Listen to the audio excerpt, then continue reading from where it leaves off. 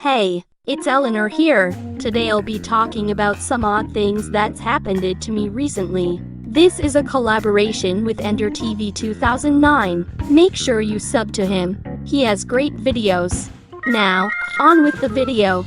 I have a serious phobia of insects. I cannot type the name of the phobia or any text-to-speech will act dumb. And since we reside in the middle of nowhere, well, not really in the middle of nowhere, metaphorically, you could say, there's lots of insects such as yellow jackets, hornets, and horseflies.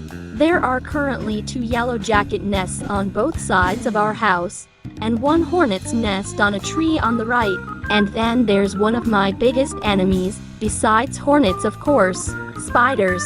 And there are a ton of them. So, one night I was casually watching My Hero Academia at like 2 a.m. and I heard something near my door.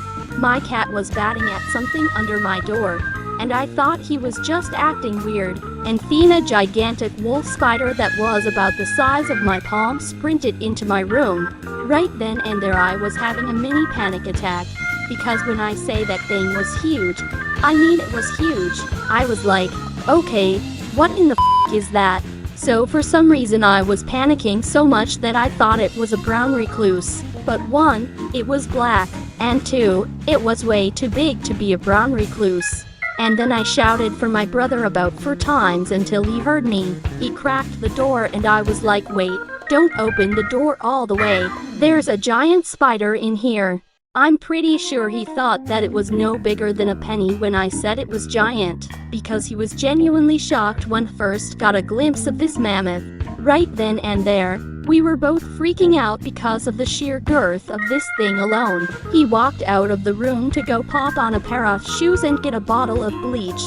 So now I'm sitting here shouting, kill it, and I could literally see the fear in this man's eyes when he was trying to kill it. Finally, a few minutes of screaming and crying later, he sprays it with bleach, and it didn't run or anything like what they usually do. It was staying completely still. He sprayed it a couple more times until it was starting to flinch a bit, then he put that gosh darn monster out of its misery.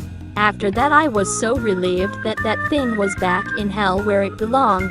Come to think of it, we were both super relieved.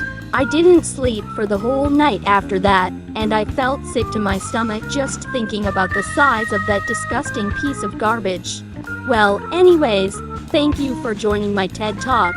And I want to give a big shout out to EnderTV 2009 once again for collabing with me. See you in the next animation.